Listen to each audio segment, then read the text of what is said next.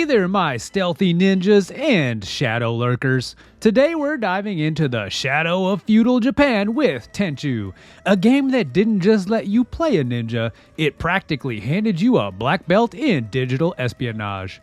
Imagine trying to sneak snacks into a movie theater patrolled by your health-conscious gym teacher. That's Tenchu, but with more katanas and less popcorn. Get ready because we're about to uncover how this game turned sneaking around into an art form long before your favorite streamers made stealth a thing.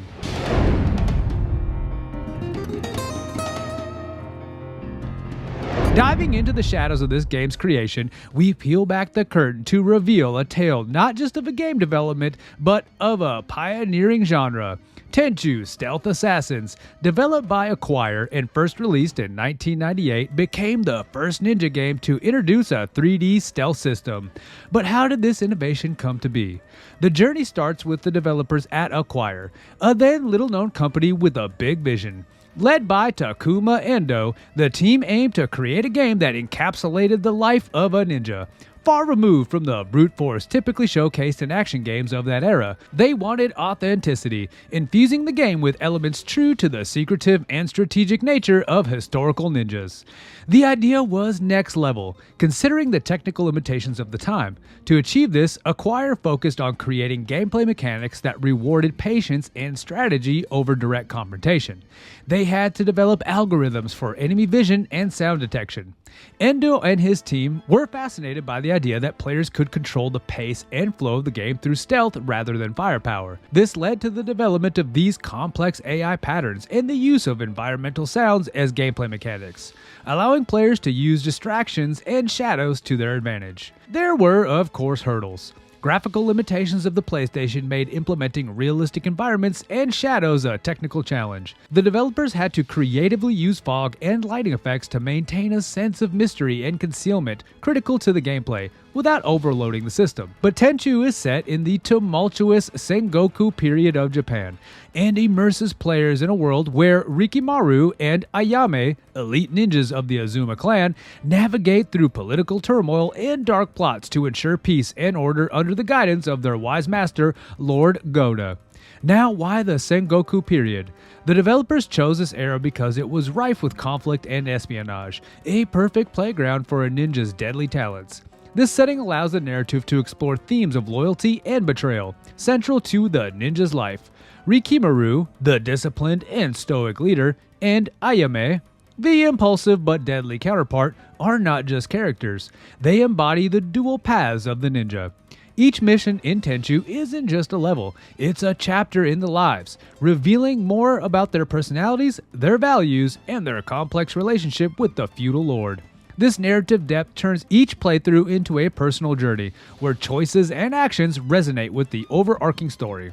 The missions themselves are crafted around the story arcs of Rikimaru and Ayame, influencing the locations they visit, the enemies they face, and the strategies they must employ. For instance, missions may involve rescuing hostages, executing a high-profile target, or uncovering vital information, all tasks befitting a ninja. This integration of story and gameplay ensures that players are not just participants but storytellers, shaping the outcome of each mission through their stealth, decisions, and moral judgments. Through its story and characters, Tenchu does more than entertain. It educates players on the more complexities of feudal Japan society and the shadowy yet bound by honor life of a ninja. Now let's slice through the stealth mechanics of Tenchu, where every shadow is a sanctuary and silence is your deadliest weapon. The gameplay of this game is a meticulous blend of strategy, timing, and pure ninja know-how. What really sets Tenchu apart isn't just the ability to sneak up on enemies, it's how the game makes you think like a ninja. At the core of Tenchu's gameplay are its stealth mechanics. Players must navigate through various environments, from bustling town squares to serene temples, all patrolled by enemies with a keen sense of sight and sound. Here's the kicker. You're not just avoiding detection, you're manipulating it. Using the environment to your advantage, like sticking to the shadows or creating diversions with thrown objects, turns each level into a dynamic puzzle. Why does this matter? Because Tenchu was one of the first games to use a real-time sight and sound alert system in such a unique way. Enemies react not to just what they see, but also what they hear. Running on rooftops might be fast, but it's noisy. And in Tenchu, noise is as good as a neon sign saying, "Hey, I'm over here." This system pushed players to plan their moves carefully and adapt to changing situations, proving a truly immersive ninja experience. And hey, speaking of sneaky surprises, if you're enjoying this deep dive into the shadows of Tenchu, why not stealthily hit that like and subscribe button? It's quicker than a ninja vanishing bomb, and hey, it helps us bring more covert content right to your screen. The game also introduces a variety of tools and weapons, from shurikens to smoke bombs, each adding layers to the strategic gameplay. Choosing the right tool can mean the difference between a silent takedown and a full-blown alarm. This variety allows players to tailor their approach to each mission, reflecting the flexible and resourceful nature of a ninja. And as we mentioned earlier, the enemies have patterns, sure, but they also adapt. If they find a body, they become more alert. If they hear a noise, they go investigative. This responsiveness adds a layer of realism and unpredictability, enhancing the tactical depth of this game. So when Tenchu Stealth Assassins first sliced its way onto the PlayStation in 1998, it wasn't just launching, it was leaping into uncharted territory. The game's sales performance and the cultural impact it had are pivotal chapters in the annals of gaming history. Upon release, Tenchu was not just well received, it was a revelation. The game quickly became a bestseller in Japan and performed impressively overseas.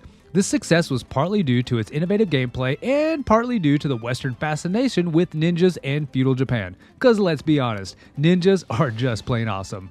Tenchu's ability to combine authentic cultural elements with engaging gameplay helped it stand out in a crowded market in the late 90s. The fan base, diverse and devoted, has kept the spirit of Tenchu alive, often citing it as the gold standard for what a ninja game should be. Online forums and fan sites are abuzz with discussions about favorite missions, best strategies, and hopes for a series revival. This community engagement illustrates the lasting appeal of Tenchu and its significance in the heart of gamers. And just like that, vanishing in a puff of smoke after completing their mission, we too must disappear from the scene of Tenchu. Thanks for sneaking around feudal Japan with me. Remember, like any good ninja, always watch from the shadows. And if you ever hear a slight rustle behind you, don't worry. It's probably just another fan still searching for that elusive developer's room. Until our next stealthy rendezvous, keep your katana sharp and your stealth sharper. If you enjoyed sneaking through the halls of Tenchu Stealth Assassins, click this video here to see more from the Retro Reload. And as always, thank you for watching.